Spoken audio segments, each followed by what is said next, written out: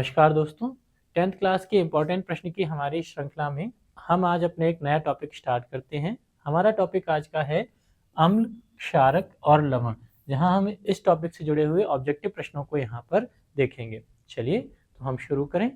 देखो, एक बार मैं टॉपिक के नाम से रिलेटेड कुछ डेफिनेशंस आपको इन तीनों की एक बार में क्लियर कर दूं। अम्ल या एसिड क्या होते हैं? तो किसी भी अम्ल, क्षार या लवण को जब अपन डिफाइन करते हैं तो आर्हेनियस संकल्पना के अनुसार सबसे पहले एक साइंटिस्ट हुए थे जिन्होंने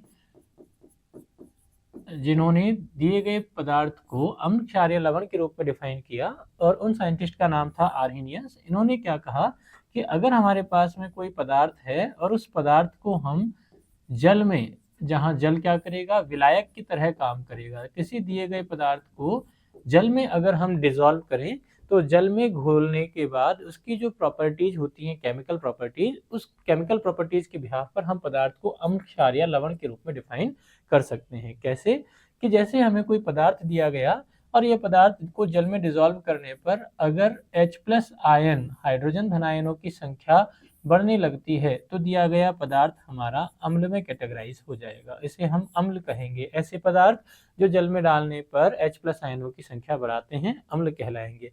वहीं अगर किसी दिए गए पदार्थ को जल में डालने पर OH- आयनों की संख्या बढ़े, यानी हाइड्रोक्साइड आयनों की संख्या बढ़ती है, तो ऐसे पदार्थों को हम क्षार की कैटेगरी में कैटेगराइज करते हैं। ठीक है, तो अम्ल यानी वो जिन्हें जल में डालने पर H+ आयनों की संख्या बढ़े, और क्षार यानी कि वो जिन्हें जल में डालने पर OH- यानी हाइड्रोक्साइड आयनों की संख्या बढ़े, उन्हें हम कहेंगे क्षारक। ठीक है, और जो अम्ल और क्षारक इन दोनों की आपस में विक्रिया करने से बनते हैं, ऐसे कंपोनेंट हमारे कहलाते हैं लवण या सॉल्ट। ठीक, तो क्लियर रहें, डेफिनेशंस हम एक बार देख लें। अम्ल जिन्हें जल में डालने पर H+ आयनों की संख्या बढ़े। अब ये H+ और OH- आयन कहाँ से, कि सर ये जो जल है हमारा, इस जल में अगर हम इसका मॉलिक्यूलर फार्मूला देखें H2O, तो यहाँ पर इसकी स्ट्रक्चर होती है कुछ HOH प्रकार की। इसमें हाइड्रोजन कैटायन और OH- आयन यानी हाइड्रोक्साइड एनायन उपस्थित होता है।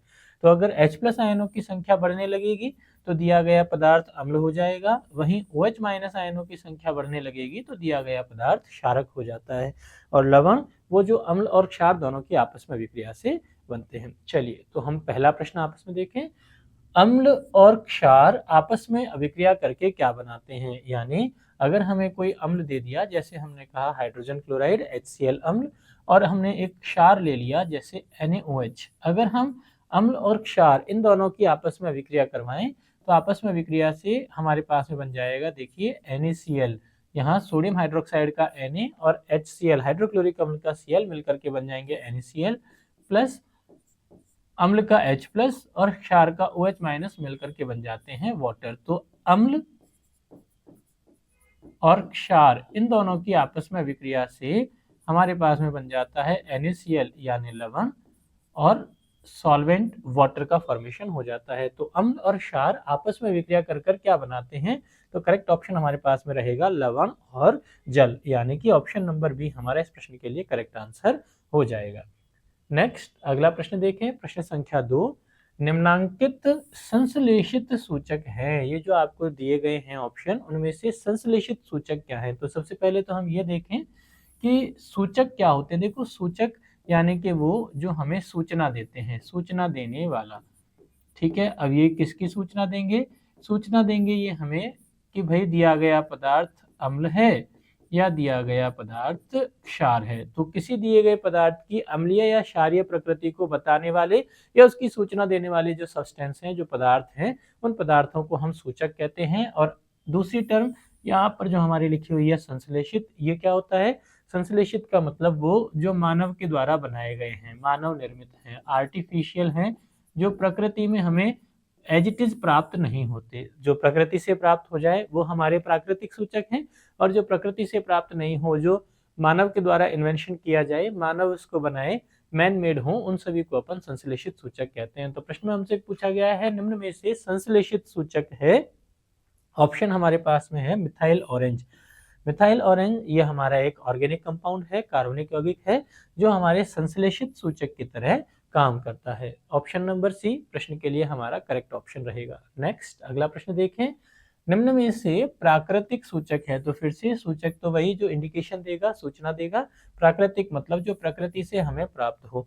इसमें करेक्ट ऑप्शन हमारा रहेगा हल्दी। जैसे कि आपने देखा भी होगा, हम जब भी खाना खाते हैं और खाना खाते हुए हमारे कपड़ों पे दाग लग जाता है। अब जब हम उस दाग लगे हुए कपड़े को साबुन से धोते हैं, रब करते हैं, तो हल्दी वाला जो निशान है वो रेड कलर का हो जाता है। ये क्या कर रहा है, हल्दी वाला निशान सोप के साथ में कौन सा कलर दे रहा है, रेड कलर दे रहा है, यानी अपना कलर चेंज कर लेता है। हल्दी यानी येलो कलर का, और जैसे साबुन यानी एल्कलाइन सोल्यूशन के साथ में मिलेगा, क्षारीय विलयन के साथ में मिलेगा, कैसा हो जाएगा, रेड कलर का हो जाता है। तो इसने सूचना दी कि हमें इसको क्षारीय माध्यम में मिक्स कर रहे हैं, इसी वजह से ये हमारा क्या कहलाएगा, सूचक कहलाएगा। और किस रंग का, रेड कलर का हो जाता है। तो हल्दी हमारा प्राकृतिक सूचक है। क्यों, क्योंकि प्रकृति में हल्दी का हम जानते हैं प्लांट होता है, और इस प्लांट से हमें हल्दी एज इट इज प्राप्त हो जाती है। वहीं फेनोफ्थलीन जो है ये हमारा एक संश्लेषित सूचक का एग्जाम्पल है। तो पिछले वाले क्वेश्चन में हमने देखा था फेनोफ्थलीन और मिथाइल ऑरेंज दो हमारे हो गए संश्लेषित सूचक, और हल्दी हमारा हो जाता है प्राकृतिक सूचक। नेक्स्ट अगला प्रश्न देखें, प्रश्न संख्या 4, लिटमस विलयन बैंगनी रंजक होता है। लिटमस विलयन जो है यह एक बैंगनी रंजक, रंजक मतलब वो जो किसी स्पेसिफिक कलर के लिए रिस्पॉन्सिबल है, किसी रंग का जिम्मेदार होता है। जैसे हम अपने कपड़ों में, आपने देखा होगा कि घरों में जब हम कपड़े धोते हैं तो सफेद कपड़ों को धोने के बाद में हम पानी में थोड़ा सा ब्लू कलर का नील, जिसको आप कहते हैं इंडिगो जो होता है, उसकी 2-4 बूंदे डालकर कपड़ों को पानी में डिप करते हैं और फिर इसको निकाल कर सुखा देते हैं। तो ये जो नील हम डाल रहे हैं ये क्या है, रंजक, जिससे कपड़ों में हल्का हल्का नीला सा रंग आ जाता है। व्हाइट कलर के जो कपड़े हैं वो ब्लूइश शेड में आ जाते हैं, नीले से रंग के हो जाते हैं। तो ये क्या है, रंजक। तो रंजक यानी वो जो स्पेसिफिक कलर किसी सब्सटेंस को या किसी थ्रेड को, किसी धागे को देने के काम करते हैं। तो लिटमस विलयन बैंगनी रंजक होता है जो निम्नांकित में से किससे निकाला जाता है, हल्दी, लाइकेन, पिटूनिया फूल या लाल पत्ता गोभी। तो यहाँ भी हमारे इस प्रश्न का सही आंसर रहेगा लिटमस विलयन जो है वो लाइकेन से प्राप्त हो जाता है। यहाँ लाइकेन के लिए हम एक खास बात याद रखेंगे, वो क्या कि लाइकेन जो है वो कवक और शैवाल दो जो हमारे माइक्रोब्स होते हैं उन दोनों की सिम्बायोसिस सहजीविता का एग्जाम्पल होता है। यानी लाइकेन में दो तरह की स्पीशीज हमारी पाई जाती हैं, एक होता है फंजाई या कवक और दूसरा होता है एल्गाई या शैवाल जिसको अपन बोलते हैं।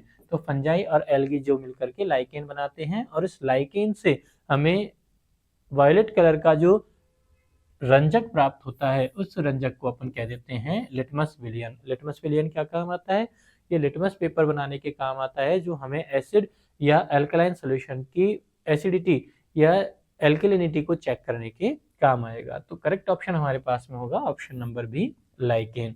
नेक्स्ट प्रश्न संख्या 5, कौन सा पदार्थ जलीय विलयन में नीले लिटमस पत्र को लाल कर देता है।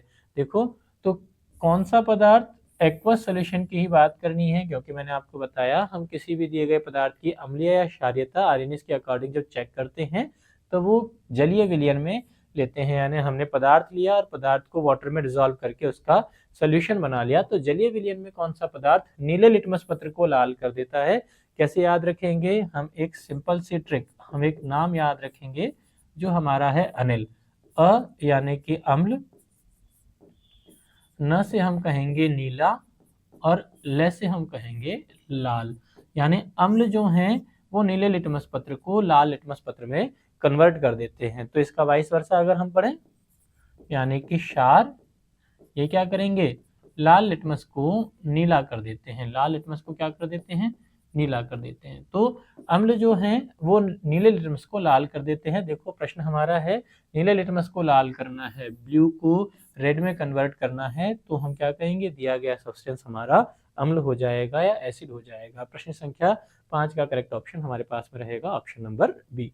नेक्स्ट अगला प्रश्न देखें, कौन सा पदार्थ जलीय विलयन में लाल लिटमस पत्र को नीला कर देता है। तो ये रिवर्स क्वेश्चन हमारा था, हमने अभी अभी लर्न किया अनिल। तो अम्ल नीले को लाल करेंगे, तो जो लाल को नीला करेगा, लाल को नीला करेगा, वह दिया गया पदार्थ हमारा हो जाएगा क्षार। क्षार यानी किसी भी पदार्थ में हम कैसे देखेंगे कि वो दिया गया पदार्थ अम्ल है या क्षार है।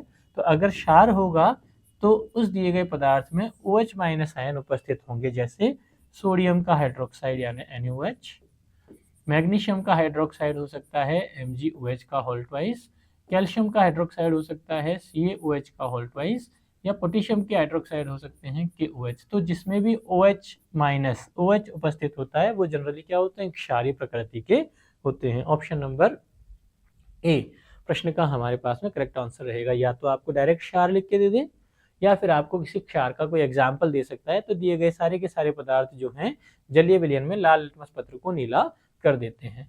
अगला प्रश्न देखें, जल में घुलनशील, घुलनशील का मतलब जो आसानी से घुल जाते हैं, सॉल्युबल हो जाते हैं। जैसे मैंने पानी लिया और पानी में थोड़ी सा शुगर डाल दिया, चीनी डाल दी, तो पानी में चीनी डालने के बाद में चीनी पानी में आसानी से मिक्स हो जाती है, सारा का सारा पानी हमें एक जैसा मीठा लगने लग जाता है। दैट इज सॉल्युबल कंपोनेंट या घुलनशील पदार्थ। ठीक है, तो जल में घुलनशील क्षारक क्या कहलाते हैं? तो आर्हेनियस ने हमें बताया कि वो पदार्थ जिसको अपन जल में घोलें और जल में घुलने के बाद में जो हाइड्रोक्साइड आयन की संख्या बढ़ा दें, OH माइनस आयन मुक्त करता है या उनकी संख्या को बढ़ा देते हैं, क्या कहलाते हैं? क्षार कहलाते हैं। तो यह दिया गया सब्सटेंस क्या होगा? क्षार हो जाएगा। नेक्स्ट अगला प्रश्न देखें, लौंग तेल किस प्रकार का सूचक है? ये क्लोव ऑयल जो होता है, जो हमें लौंग, जो हमारे घरों में काम आने वाला एक स्पाइसेस मसाला होता है, उस लौंग का जो तेल होता है वो किस प्रकार का सूचक है, यानी कैसी सूचना देता है? तो देखिए, ये जो हमारा सूचक होता है वो ऑल्फैक्टरी इंडिकेटर या गंधीय सूचक होता है, यानी एक स्पेसिफिक स्मेल से हमें पता चल जाता है कि दिया गया पदार्थ अम्लीय है या क्षारीय है। कैसे पता चलेगा? जैसे मान लीजिए हमें कोई सब्सटेंस दिया गया है और इस सब्सटेंस में हमने लौंग तेल की 2 बूंदें डाल दी। सूचक बहुत कम मात्रा में उपयोग किया जाता है, बहुत अधिक मात्रा में इसका हम काम में नहीं लेते। तो हमने लौंग तेल की 2 ड्रॉप इस सोल्यूशन में अगर डाल दी और हमें अगर लौंग तेल की स्मेल आती है, हम इसकी खुशबू को महसूस कर सकते हैं। अगर हमें इस दिए गए पदार्थ के जो विलयन है उसमें लौंग तेल को 2 ड्रॉप डालने के बाद में लौंग तेल की स्मेल आती है, तो हम कहेंगे दिया गया पदार्थ जरूर अम्लीय प्रकृति का होगा। लेकिन अगर यह पदार्थ क्षारीय प्रकृति का होता, तो क्षारीय प्रकृति के पदार्थ में लौंग का तेल मिलाने पर हमें उस लौंग के तेल की स्मेल नहीं आती है, हम उसको महसूस नहीं कर सकते हैं। लौंग तेल के 2 ड्रॉप मिलाने पर किसी प्रकार की कोई स्मेल नहीं आएगी, तो हम कहेंगे ये कैसा है? क्षारीय पदार्थ है। अगर स्मेल आती है तो वो कैसा होगा? अम्लीय सूचक हो जाएगा, अम्लीय पदार्थ हो जाएगा। तो यहाँ देखो, हम किसी भी दिए गए पदार्थ की अम्लीय या क्षारीयता कैसे चेक कर रहे हैं? हम उस पदार्थ की अम्लीयता या क्षारीयता लौंग तेल में होने वाली स्मेल से चेक कर रहे हैं। दैट्स वाई ये हमारा जो कहलाएगा वो गंधीय सूचक या ऑल्फैक्टरी इंडिकेटर कहलाता है। जो हमारी नाक की जो सूंघने की क्षमता है उस पर हम लोग बिलीव करके दिए गए पदार्थ को अम्लीय या क्षारीय यहाँ पर डिफाइन करेंगे। नेक्स्ट अगला प्रश्न देखें, फेनोफ्थलीन सूचक का क्षारीय माध्यम में रंग कैसा होता है? तो देखो, फेनोफ्थलीन ये क्या है? एक प्रकार का संश्लेषित सूचक है, मानव के द्वारा बनाया गया है, ध्यान रहे। अब ये जो संश्लेषित सूचक है, यानी मैंने फेनोफ्थलीन जो काम में लिया, इस फेनोफ्थलीन को अगर मैं अम्लीय माध्यम में रखूं, तो अम्लीय माध्यम में फेनोफ्थलीन को रखने पर यह कलरलेस या रंगहीन होता है। लेकिन जैसे ही हम इस माध्यम का पीएच बढ़ाते हैं और अम्लीय की जगह इसे क्षारीय माध्यम में कन्वर्ट कर देते हैं, क्षारीय माध्यम में कन्वर्ट करेंगे यानी पीएच का वैल्यू बढ़ा करके हम 7 से ज़्यादा कर देते हैं। तो जैसे ही हम इसे क्षारीय माध्यम में रखेंगे तो फेनोफ्थलीन सूचक की 1 बूंद को क्षारीय माध्यम में डालने पर यह रंगहीन से कैसा, पिंक कलर का या गुलाबी रंग का विलयन हो जाता है। तो अम्लीय माध्यम में है कलरलेस, लेकिन क्षारीय माध्यम में कैसा हो जाता है? गुलाबी हो जाता है।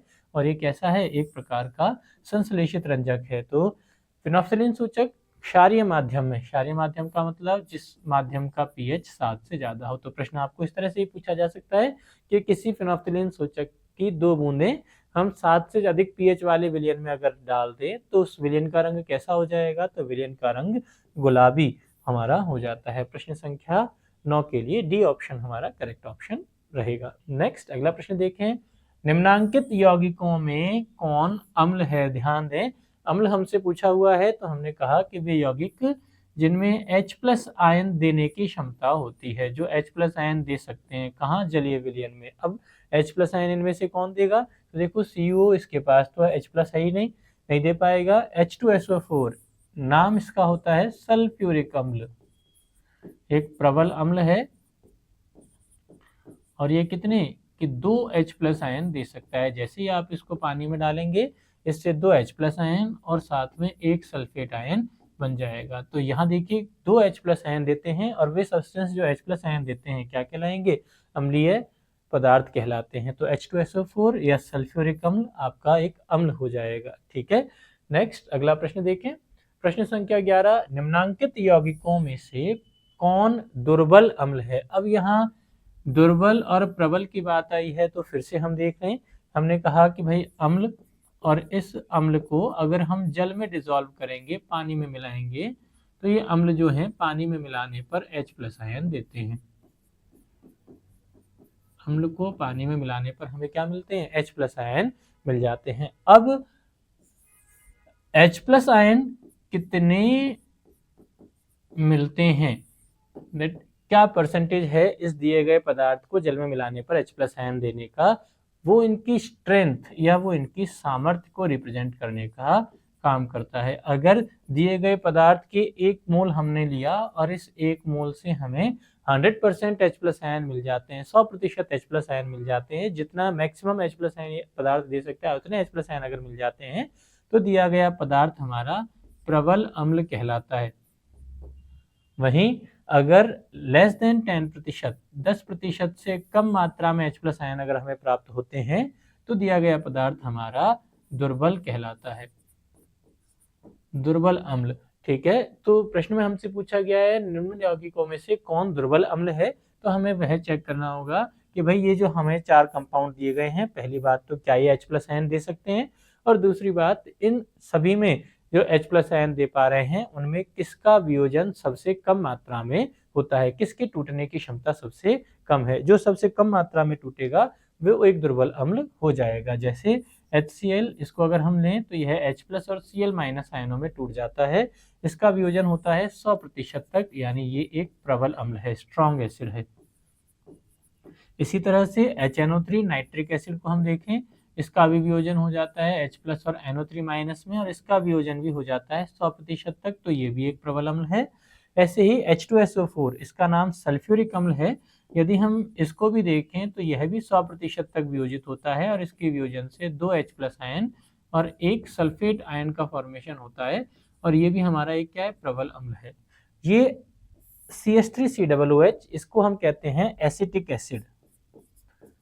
कहाँ पाया जाता है? ये एसिटिक एसिड जो हमारा सिरका या विनेगर जो होता है उसमें हमारे पाया जाता है। अगर हम इसको पानी में डालें तो इसका वियोजन एसीटेट आयन और H+ आयन में होता है, लेकिन इसका वियोजन बहुत कम होता है, यह लगभग 10% तक ही वियोजित हो पाता है, यानी इसका टूटना जलीय विलयन में बहुत कम होता है। इससे H+ आयन हमें कम मात्रा में प्राप्त होते हैं, और अगर कम मात्रा में H+ आयन होंगे तो ये हमारा क्या कहलाएगा? दुर्बल अम्ल कहलाता है। तो हमें चेक करना होगा वो अम्ल जिसका जलीय विलयन में वियोजन सबसे कम मात्रा में होगा। अगर वियोजन कम होगा तो विलयन में H+ आयनों की संख्या भी कम होगी, और H+ आयनों की संख्या कम होगी तो pH जो होगा वो लगभग बराबर 7 के आसपास, लेकिन 7 से कम रहेगा। अम्लीय है इसलिए pH 7 से कम यानी 6 या 5 रहेगा, लेकिन अगर प्रबल अम्ल हम ले लेते हैं तो pH जो है वो 1, 2, 3, 4 के आसपास रह जाता है। तो निम्न में से कौन दुर्बल अम्ल है? याद रखेंगे एसिटिक एसिड हमारा दुर्बल अम्ल है। तो हमें फॉर्मूले से ही पूछा जा सकता है CH3COOH, यह एक कार्बनिक अम्ल होता है, या इसके नाम से भी हमें पूछा जा सकता है एसिटिक अम्ल, इसको अपन बोलेंगे। कहाँ काम आता है? सिरका या विनेगर में काम आता है, जो चाउमीन बनाते हुए हम घरों में इसका उपयोग कर लेते हैं। नेक्स्ट अगला प्रश्न देखें, कार्बन डाइऑक्साइड जल से अभिक्रिया करके क्या बनाता है? तो देखो कार्बन डाइऑक्साइड अगर हम इसका फॉर्मूला देखें तो ये होता है CO2, और अगर हम इसकी जल से अभिक्रिया करवाएं तो CO2 अगर जल से अभिक्रिया करेगा तो CO2 की जल से अभिक्रिया करने के बाद में जो प्रोडक्ट हमें प्राप्त होगा वो हो जाएगा H2CO3, और इस H2CO3 को हम बोलते हैं कार्बोनिक अम्ल। ठीक है। तो कार्बन डाइऑक्साइड यह जल से विक्रिया करके क्या बनाता है, कार्बनिक अम्ल का निर्माण करता है। जहां ध्यान दें, कार्बनिक अम्ल जो है ये एक प्रकार का दुर्बल अम्ल है। कैसा अम्ल है, दुर्बल अम्ल है, यानी इसका भी वियोजन 10% तक ही होता है, उससे ज्यादा यह वियोजित नहीं हो पाता। तो कार्बनिक अम्ल का निर्माण कार्बन डाइऑक्साइड की जल से विक्रिया से हो जाता है। नेक्स्ट अगला देखें, सक्रिय धातुएं अम्ल से विस्थापित कर देती हैं। तो दो तरह की धातुओं के बारे में हम लोगों ने पिछले चैप्टर में सीखा था। भाई धातुएं जो होती हैं उनकी क्रियाशीलता के लिए एक क्रियाशीलता श्रेणी हमने देखी, और उस क्रियाशीलता श्रेणी को देखने पर, इसे सीखने पर हमने पाया कि वे जो धातुएं हैं जो हाइड्रोजन से पहले आती हैं, हाइड्रोजन से ऊपर की तरफ आती हैं, वो अम्ल के साथ में जब क्रिया करती हैं तो अम्ल के साथ में उनकी क्रिया से हाइड्रोजन गैस मुक्त हो जाती है, हाइड्रोजन गैस मुक्त हो जाती है। और ऐसी जितनी भी धातुएं हैं वो सारी की सारी धातुएं क्या कहलाती हैं, सक्रिय धातुएं कहलाती हैं। तो सक्रिय धातुएं अम्ल से अभिक्रिया करके किसको विस्थापित करेंगी, हाइड्रोजन को विस्थापित कर देंगे। That means option number C हमारे करेक्ट ऑप्शन रहेगा। जैसे एग्जाम्पल हम देखें, मान लीजिए हमने जिंक धातु ली, और इस जिंक धातु की अभिक्रिया अगर हम H2SO4 सल्फ्यूरिक अम्ल से करवाएं, तो जिंक धातु सल्फ्यूरिक अम्ल के साथ क्रिया करके ZnSO4 जिंक का सल्फेट बनाएंगे, साथ में हाइड्रोजन गैस मुक्त हो जाएगी। तो इन्होंने क्या किया, हाइड्रोजन को डिस्प्लेस कर दिया। वहीं अगर हम कॉपर मेटल के साथ में सल्फ्यूरिक अम्ल लेते हैं, तो हमने सीखा था दैट कॉपर जो है वो हाइड्रोजन के नीचे की तरफ आता है, इसकी क्रियाशीलता हाइड्रोजन से कम है, इसलिए कॉपर मेटल को जब सल्फ्यूरिक अम्ल में रखते हैं तो कोई अभिक्रिया नहीं होती, किसी प्रकार की हाइड्रोजन गैस यहाँ पर मुक्त नहीं होती। तो जिंक आपका क्या है, सक्रिय मेटल है, एक्टिव मेटल है, सक्रिय धातु है, वहीं कॉपर आपका सक्रिय धातु नहीं होती। नेक्स्ट अगला प्रश्न देखें, निम्नांकित में से पीएच का कौन सा क्षारक विलयन का मान देता है। देखें तो सबसे पहले तो हम ये सीखें कि भाई पीएच क्या होता है। पीएच किसी भी दिए गए विलयन में H+ आयनों की सक्रियता का ऋणात्मक लघुगुणक होता है, नेगेटिव लॉग, ऋणात्मक लघुगुणक, इस पीएच को हम कह देते हैं। ठीक, दूसरी बात, पीएच जो है वो किसी भी दिए गए विलयन की अम्लीयता या क्षारीयता का पैमाना होता है, और उस पैमाने को डेवलप करने का काम किया था सोरेनसन नाम के साइंटिस्ट ने। ठीक है, तो पीएच स्केल को डेवलप करने का काम किन्होंने किया, सोरेनसन नाम के साइंटिस्ट ने किया, जहां इन्होंने बताया कि भाई पीएच का जो वैल्यू होता है वो 0 से लेके 14 के बीच में होता है, और इसमें जो पीएच का इंटरमीडिएट वैल्यू है 7, यह उदासीन विलयन को रिप्रेजेंट करता है, जो ना कि अम्लीय होगा और ना ही क्षारीय होगा, न्यूट्रल होगा, उदासीन होता है। ऐसे विलयन का पीएच कितना होता है, 7 होता है।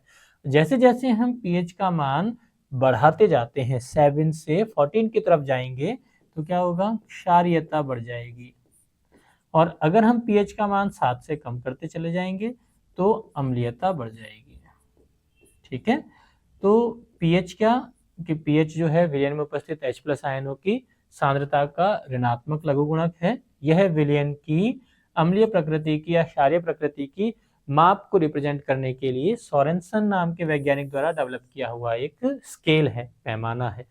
ठीक है, इसमें pH बराबर 7 ये एक न्यूट्रल पॉइंट होता है, उदासीन बिंदु काउंट किया जाता है। जैसे जैसे pH का मान 7 से बढ़ेगा हम कहेंगे क्षारीय प्रकृति बढ़ जाएगी, और जैसे जैसे pH का मान 7 से कम हो जाएगा हम कहेंगे दिए गए विलयन की अम्लीय प्रकृति बढ़ जाती है। जो हमारे शरीर में रक्त पाया जाता है, ब्लड जो है, अगर हम उसकी बात करें तो हमारे ब्लड का pH अप्रोक्सीमेट 7.4 होता है, लगभग 7.4 होता है, और ये जो 7.4 pH है इसका मतलब हम क्या कहेंगे, रक्त जो है वो क्षारीय प्रकृति का हमारे होता है।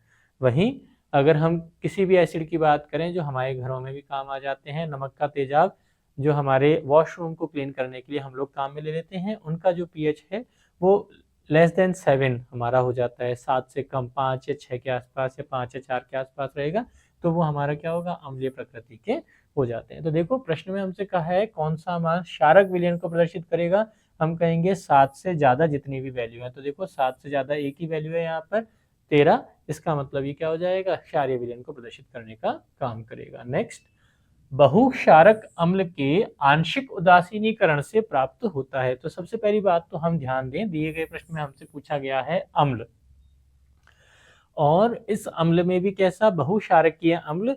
अब अम्ल में बहुक्षारक या एकल क्षारक क्या होते हैं वो हम चेक करें तो हमने कहा कि अम्ल जैसे ही हम इनको जल में डालते हैं तो अम्ल को जल में डालने पर ये क्या करते हैं H+ आयन देते हैं। अब ये कितने H+ आयन देते हैं, कितने H+ आयन देते हैं, यह इसकी क्या कहलाएगी, क्षारकता कहलाती है। अगर एक H+ आयन दे तो इसे हम कहेंगे एकल क्षारक, 2 दे तो द्विक्षारक, 3 देगा तो त्रिक्षारक अम्ल हम इसको कह देंगे। ऐसे ही बहुक्षारक हमसे कहा, दैट मीन्स कि क्षारकता जो है वो 1 से ज्यादा होगी।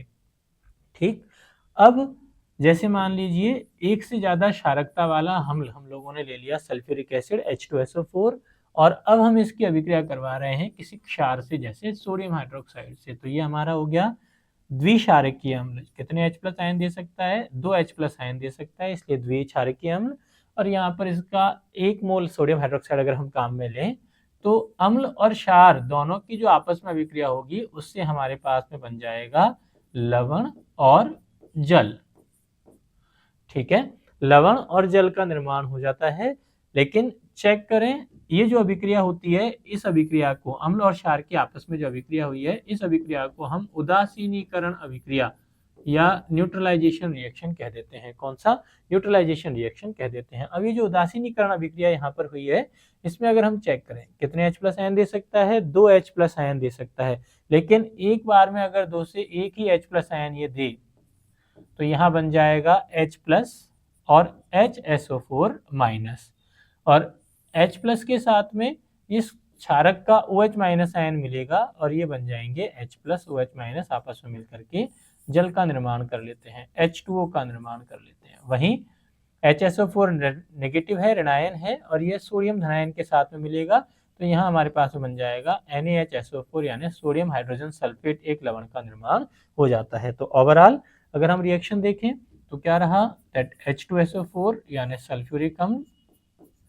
सोडियम हाइड्रोक्साइड के साथ में अभिक्रिया करता है, तो जब एक H+ आयन देता है, एक H+ आयन देता है तो यहाँ बन जाएगा NaHSO4 प्लस जल। अब ये NaHSO4 फिर से सोडियम हाइड्रोक्साइड के साथ में अगर अभिक्रिया करें और अब की बार ये है सेकंड वाला H+ आयन दे, सेकंड H+ आयन दे, तो यहाँ क्या बन जाएगा, यहाँ पे आपके फॉर्मेशन हो जाता है Na2SO4 और साथ में बन जाएगा जल। तो ओवरऑल अगर हम देखें तो हमें क्या देखने को मिला, NaOH कितनी बार, 2 बार, तो 2 मोल NaOH 1 मोल सल्फ्यूरिक अम्ल के साथ में अभिक्रिया करके Na2SO4 और जल का निर्माण, जल के कितने मोल, 2 मोल जल का निर्माण कर रहा है। ये जो अभिक्रिया है इसको अपन बोलते हैं उदासीनीकरण अभिक्रिया। लेकिन इस उदासीनीकरण अभिक्रिया में ओवरऑल कुल मिलाकर कितने, NaOH 2 बार प्राप्त होता है, 2 बार अभिक्रिया करता है, यानी NaOH की सल्फ्यूरिक अम्ल से 2 गुनी मात्रा हमें रिक्वायर्ड होती है। 2 मोल सल्फ्यूरिक अम्ल, 2 मोल सोडियम हाइड्रोक्साइड की मात्रा हमें सल्फ्यूरिक अम्ल की तुलना में जरूरत होती है। तो अगर हमें कभी 2 मोल सोडियम हाइड्रोक्साइड की जगह 1 मोल सोडियम हाइड्रोक्साइड दे रखा है, क्या होगा कि जब सोडियम हाइड्रोक्साइड की मात्रा कम दे रखी होगी तो यहाँ पर इसका आंशिक उदासीनीकरण होता है। ये तो इसका कंप्लीट उदासीनीकरण हो गया, 100% अभिक्रिया कर दी, लेकिन अगर मात्रा कम है तो इसका उदासीनीकरण आंशिक रूप से होता है। इस अभिक्रिया को हम बोलते हैं आंशिक उदासीनीकरण, जो कि हमारे इस टर्म में आया हुआ है। तो एक बहुक्षारकीय अम्ल कितने H+ आयन दे सकता था, 2 H+ आयन दे सकता था, इसका उदासीनीकरण करवाया, अगर 2 मोल NaOH से उदासीनीकरण करवाएंगे तो हमारा लवण बनेगा सोडियम सल्फेट और 2 मोल जल की हमें प्राप्त हो जाती है, 2 मोल जल हमें देखने को मिल जाता है। लेकिन अगर 1 ही मोल सोडियम हाइड्रोक्साइड से बनेगा तो यहाँ तक हमारी अभिक्रिया कहलाएगी आंशिक उदासीनीकरण। अब इस आंशिक उदासीनीकरण अभिक्रिया में जो लवण बना है, इस लवण के पास देखो एक H+ आयन अवेलेबल है, एक H+ आयन अवेलेबल है, और ये H+ आयन अगली अभिक्रिया में ये डोनेट कर सकता है, दे सकता है। तो वो जो H+ आयन दे दें क्या कहलाएंगे, अम्ल कहलाते हैं। लेकिन ये रासायनिक अभिक्रिया अम्ल और क्षार दोनों से मिलकर बना है, इसलिए इसको हम कहेंगे लवण। तो ये लवण भी है और साथ में ये अम्ल भी है, इसलिए हम इसको अम्लीय लवण का नाम देंगे। तो बहुक्षारकीय अम्ल के आंशिक उदासीनीकरण से क्या प्राप्त होगा, कि इसके आंशिक उदासीनीकरण से अम्लीय लवण प्राप्त हो जाएगा। कैसे? कि इसके पास में एक H+ आयन उपस्थित है, वो अभी और न्यूट्रलाइज होना जरूरी है, उसको हम और उदासीन कर सकते हैं। तो कंप्लीट जब अभिक्रिया होगी 2 मोल सोडियम हाइड्रोक्साइड मिलेगा, तब तो हमें न्यूट्रल सॉल्ट यानी उदासीन लवण प्राप्त हो जाएगा। लेकिन अगर 1 मोल ही अभिक्रिया होती है तो हमें अम्लीय लवण प्राप्त होता है, जो कि आंशिक उदासीनीकरण अभिक्रिया को प्रदर्शित करने का काम करेगा। नेक्स्ट अगला प्रश्न देखें, PbOH किस प्रकार का लवण है? जैसा हमारे लास्ट प्रश्न में हमने अम्लीय लवण देखा था, उसी तरह से यहाँ देखो एक हाइड्रोक्साइड आयन उपस्थित है। ठीक है, तो अगर हम इस हाइड्रोक्साइड आयन की फिर से अभिक्रिया करवाएं किससे? एक सॉल्ट से। अगर हम इस हाइड्रोक्साइड आयन की अभिक्रिया करवाएं एक अम्ल से, जैसे मैं HNO3 से इसकी दोबारा अभिक्रिया करवा दूं, तो यहाँ क्या होगा?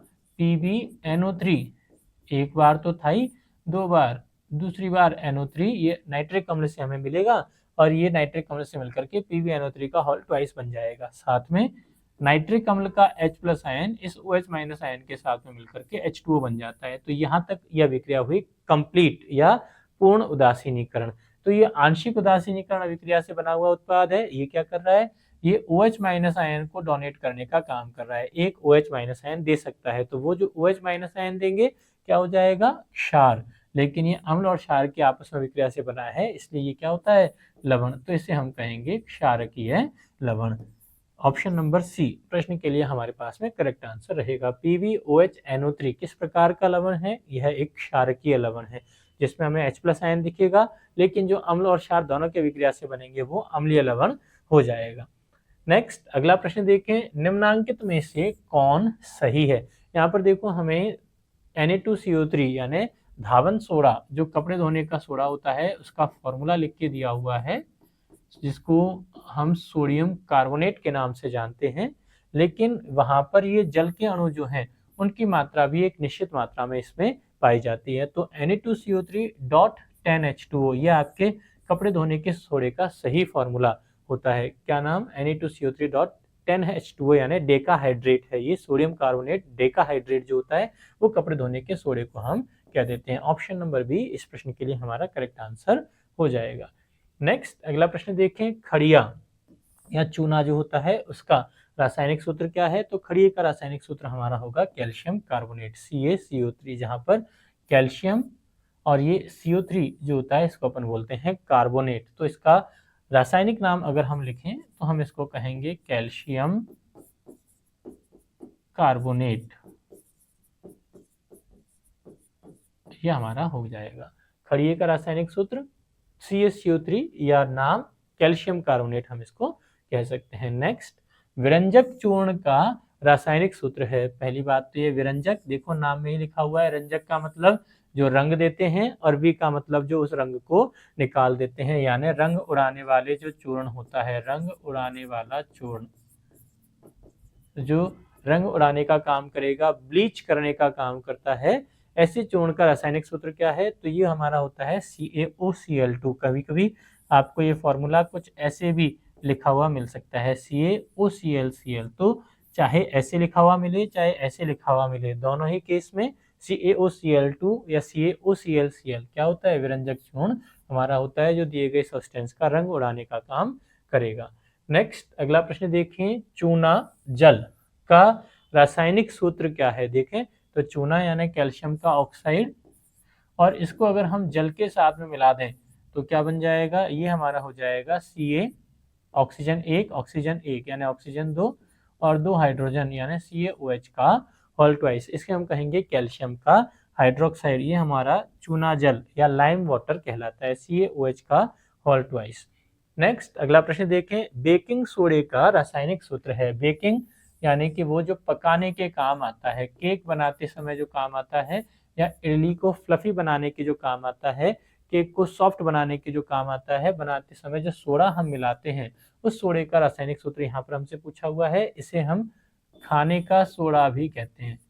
ठीक है, क्या नाम रहेगा? खाने का सोडा, और इसका सही फॉर्मूला होगा आपका NaHCO3। ठीक है, अगर आप कपड़े धोने के सोडे की बात करें यानी वॉशिंग सोडे की बात करें, धोने का सोडा, उसका फॉर्मूला क्या था? Na2CO3 10H2O, sodium carbonate decahydrate. लेकिन बेकिंग सोडे का सही फॉर्मूला क्या है? Sodium hydrogen carbonate. तो यहाँ NaHCO3 और ये Na2CO3, ये हमारा खाने का सोडा, बेकिंग सोडा, और ये हमारा कपड़े धोने का सोडा होता है। नेक्स्ट अगला प्रश्न देखें, सोडियम कार्बोनेट का अणुसूत्र है। देखें तो सोडियम, सबसे पहले तो हम इसको देख लें। यहाँ सोडियम एक क्या होता है? कैटायन है, जिस पर कितना आवेश होता है? +1 चार्ज पाया जाता है। और कार्बोनेट ये ऋणायन होता है, जिस पर कितना? -2 चार्ज पाया जाता है। अगर हम इन दोनों को काउंटर करें तो देखो फॉर्मूला हमारा क्या बन जाएगा? Na यहाँ 2 और CO3 यहाँ हमारे पास में हो जाएगा 1। फॉर्मूला बन गया Na2CO3। Na2CO3 ये सोडियम कार्बोनेट का अणुसूत्र हमारा हो जाएगा। नेक्स्ट अगला प्रश्न देखें, कोई विलयन लाल लिटमस पत्र को नीला कर देता है। देखो तो हमने सीखा था नाम से अनिल, दैट अम्ल जो होते हैं वो नीले को लाल करेंगे। अम्ल नीले को लाल करेगा, तो क्षार क्या करेगा? लाल को नीला कर देता है। तो कोई विलयन लाल लिटमस पत्र को नीला कर देता है, लाल को नीला कर रहा है, इसका मतलब दिया गया विलयन कैसा होगा? क्षार होगा। और क्षार को पीएच मान कैसे प्रदर्शित किया था? तो हमने कहा, सोरेनसन ने बताया कि अगर दिए गए विलयन का पीएच 7 से अधिक है, 7 से ज्यादा है, तो वो दिया गया विलयन क्षारीय प्रकृति का होगा। यानी ऑप्शन नंबर ए यह अम्लीय विलयन है, ऑप्शन नंबर बी यह क्षारीय विलयन है, करेक्ट आंसर हो जाएगा। ऑप्शन नंबर सी ये भी क्षारीय विलयन है, ये भी करेक्ट आंसर हो जाएगा। That means option number B और सी दोनों को मिला करके ऑप्शन नंबर डी इस प्रश्न के लिए हमारा करेक्ट उत्तर रहेगा। नेक्स्ट अगला प्रश्न देखें, अम्लराज में HCl और HNO3 का अनुपात है। देखो यहाँ पर दो टर्म हमें जो सीखनी है वो हम याद रखें। एक तो होता है अम्लराज, जिसको हम बोलते हैं एक्वारिजिया।